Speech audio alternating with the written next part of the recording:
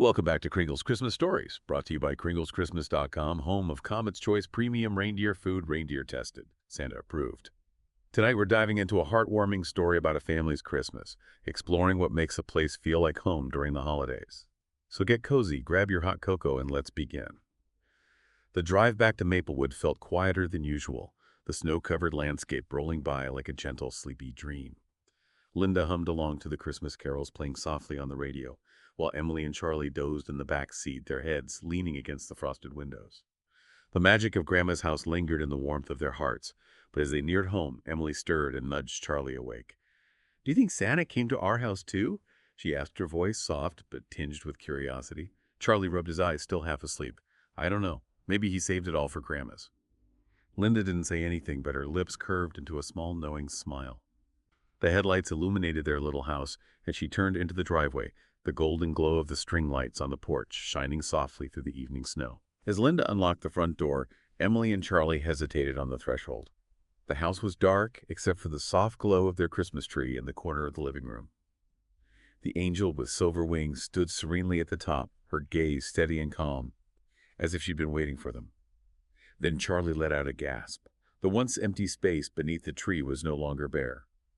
Gifts were piled high around the base, wrapped in bright paper and shiny bows, stretching out across the rug and spilling into the room. The stockings, which had been flat and lifeless before they left for Grandma's, now bulged with treasures. Even Moose, their scruffy terrier, had a tiny stocking stuffed with treats and a chew toy peeking out of the top. "He came!" Charlie shouted, his voice echoing through the house. "Santa came!" Emily froze for a moment, her heart racing as her eyes took in the scene. She stepped forward slowly, her fingers brushing against the nearest gift. The tag read to Emily Loves Santa in the same looping handwriting they'd seen on the gifts at Grandma's. "I can't believe it," she whispered, her voice thick with wonder. Charlie dove headfirst into the pile, pulling out a box with his name on it. He tore into the paper, his excitement bubbling over with every rip. "It's a Super Ranger backpack," he shouted, holding up the bright red bag. His hands ran over the smooth fabric, his fingers brushing the carefully stitched emblem of his favorite superhero team. "I didn't even tell anyone I wanted this." Emily knelt beside the tree, unwrapping a long, rectangular package. As the paper fell away, she gasped, revealing a set of ink and brushes nestled in a velvet-lined box. The sleek handles gleamed in the light, and the colors of the paints shimmered like jewels. "This," she murmured, her hands trembling slightly as she held the set. "This is exactly what I wanted." She hadn't written it on her wish list, hadn't even said it out loud. It had been a quiet, secret hope, and yet here it was, waiting for her under their tree. Every gift they unwrapped felt like a revelation. There was a journal for Emily, its soft leather cover embossed with delicate flowers that matched her favorite sketches. For Charlie, there was a science kit packed with miniature rockets and tiny tools, perfect for his curious mind. Moose barked happily as he pulled his squeaky snowman toy from his stocking, his tail wagging furiously as he pounced on it. The gifts weren't just toys or things they'd asked for. They were personal, thoughtful, and meaningful, like Santa had seen into their hearts and chosen each one just for them. Emily looked at Charlie, who was busy trying on his new backpack, and felt a warmth rise in her chest. "These are better than the ones at Grandma's," she said softly, almost to herself. Charlie stopped glancing at her. "Yeah," he said after a moment, his expression thoughtful. "It's like he knew what we really wanted." Linda watched from the couch, her mug of tea cradled in her hands. Her smile was quiet, but full, her eyes glimmering with love as she saw the joy radiating from her children. "Santa doesn't just bring what you ask for," she said, her voice warm. "He brings what he knows will make your heart happy." Emily sat back on her heels, staring at the tree, and the glowing angel perched at the top. She thought of the towering tree at Grandma's and the mountain of gifts they'd opened there. But somehow this felt different. These weren't just presents. They were little pieces of magic meant only for her and Charlie. "Santa left the best gifts here," she said, her voice filled with wonder. Charlie nodded, hugging his backpack to his chest. "Yeah, he really knows us."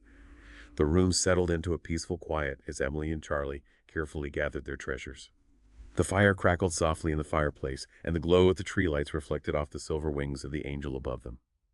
As Linda sat back watching her children and listening to the faint jingle of Moose's toy in the background, she felt the weight of the season slip away. Every long hour at work, every icy mile on the road, every quiet sacrifice was worth it for moments like this. The angel seemed to watch over them all, her serene expression unchanged, but her presence glowing with a quiet kind of magic. And as the snow continued to fall outside, their little house felt fuller and brighter than ever. Ah, the quiet joy of a Christmas morning at home. It's almost like you can feel the snow falling outside, can't you? There's something about that scene that just makes you want to curl up by the fire with a mug of hot cocoa. But beyond the cozy imagery, this story really got me thinking about what it means to feel truly seen and understood, especially by the people we love. Emily and Charlie had already experienced the excitement of opening presents at Grandma's house, and I'm sure those were wonderful too. But there's a different kind of magic that happens when someone gives you a gift that speaks directly to your heart, even the parts you haven't shared out loud. Makes you think, doesn't it? Like, have you ever gotten a gift that maybe wasn't what you thought you'd get, but then it was like exactly what you needed, you know? Like, it didn't have to be some big fancy thing or cost a lot, but it just showed that someone like really got you. And that's what made it so special. It's kind of like with Charlie's backpack. He didn't even know he wanted one until he saw it, but it was like it just clicked with something inside him. Yeah. And then there's Emily and her art supplies. Yeah. That wasn't just a regular gift, you know? That was like someone saying, hey, I see you, and I believe in what you love to do, without even having to say the words out loud. That's the real magic right there. The magic of knowing that someone gets you, that they see your dreams and what you want, even the stuff you haven't even figured out how to say yet. And sometimes it's those surprising gifts that remind us who we are and what really makes us happy. So as we finish up our deep dive into this story, I want to leave you with something to think about. What if Santa brought you gifts based on what your heart really wanted, instead of just a list? What do you think he'd bring you? Thanks for dropping by Kringle's Christmas Stories, and have a very Merry Christmas. Remember to get your Comet's Choice reindeer food at cometschoice.com.